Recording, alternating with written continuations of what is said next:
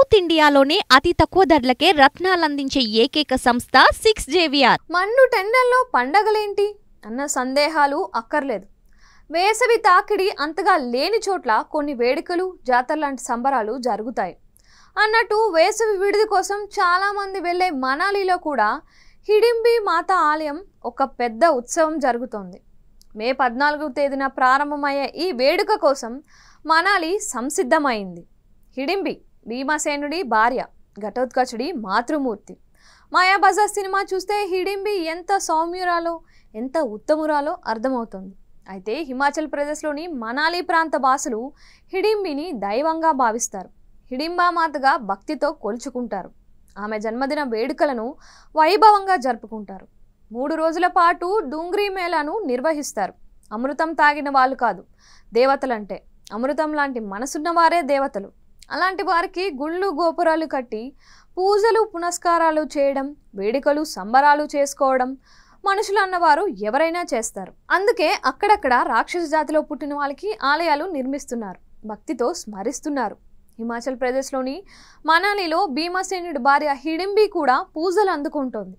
హిడింబాదేవిగా స్థానికులు భక్తితో కొలుచుకునే హిడింబికి ఓ అద్భుతమైన ఆలయం కూడా ఉంది. ఇప్పుడు ఈ ఆలయ ప్రస్తావన ఎందుకంటే వసంత ఋతువు చివరిలో ఇక్కడో వేడుక జరుగుతుంది. వేడుక అనే కంటే జాతర అంటే బాగుంటుందేమో. హిడింబామాత మీద తమకున్న భక్తి ప్రవత్తులను స్థానికులు చాటుకునే ఉత్సవం.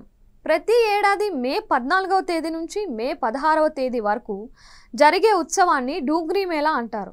3 రోజుల పాటు వైభవంగా కన్నుల పండుగగా ఈ మేళా జరుగుతుంది. పురాణ ఇతిహాసాల మీద ఆసక్తి ఉన్న వారికి తప్పితే హిడింబా గురించి ఇవాల్టి తరానికి పెద్దగా తెలిసుండకపోవచ్చు. మాయాబజార్ సినిమాను చూసిన వాళ్ళకు మాత్రం హిడింబి గురించి తెలిసే ఉంటుంది. మహాభారతంలో ఆమెది విశిష్ట పాత్ర. హిడింబాసురుడనే రాక్షసుడి చెల్లెలు హిడింబి. పాండవుల్లో 2వ వాడైన భీముడి భార్య, ఘటోత్కచుడి తల్లి. భీముడితో జరిగిన యుద్ధంతో హిడింబాసురుడు మరణిస్తాడు. అంతకు ముందే భీముడిపై మనసు పారేసుకుంటుంది హిడింబి. భీముడితో వివాహం జరిపించమని కుంతీదేవిని వేడుకుంటోంది. కుంతి అంగీకారంతో భీముడు హిడింబలకు ఘటోత్కచుడు అనే కుమారుడు జన్మిస్తాడు. ఘటోత్కచుడు పెరిగి పెద్దవాడే రాజ్య పాలనా భారాన్ని తీసుకున్న తరువాత హిడింబి హిమాలయకు వెళ్ళిపోయింది. అక్కడ తపస్సు చేసింది. అనేక దివ్య శక్తులను పొందింది. కోరికలు తీర్చే దేవత అయింది. ఇప్పుడు అశేష భక్తుల పూజలు అందుకుంటోంది. ఈ ఆలయ నిర్మాణకర్త మహారాజా బహదూర్ సింగ్ 1553లో హిడించా పేరుతో పగోడా తరహాలో ఈ అద్భుత ఆలయాన్ని నిర్మించాడు.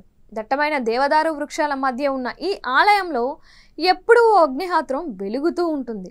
తమకు ఎలాంటి సమస్య ఎదురైనా, ఎలాంటి ఆపద సంభవించినా ప్రజలు హిడింబామాతను వేడుకుంటారు. నిండు మనసుతో పూజలు చేస్తారు. ఆమె దీవెనలు అందుకుంటూ ఉంటారు. ఏడాదిలో కొన్ని రోజులు మినహా మిగిలిన కాలం అంతా హిడింబి ఆలయంలో మంచు పేరుకొని ఉంటుంది.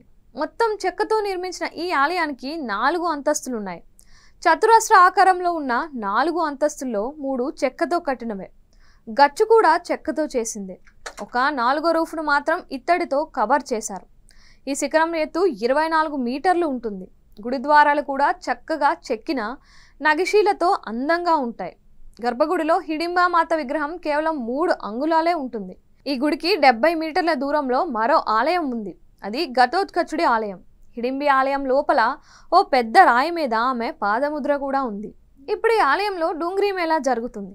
అత్యంత వైభవంగా కన్నుల పండుగగా జరిగే ఈ ఉత్సవాల కోసమే పర్యాటకులు ఎదురు చూస్తూ ఉంటారు.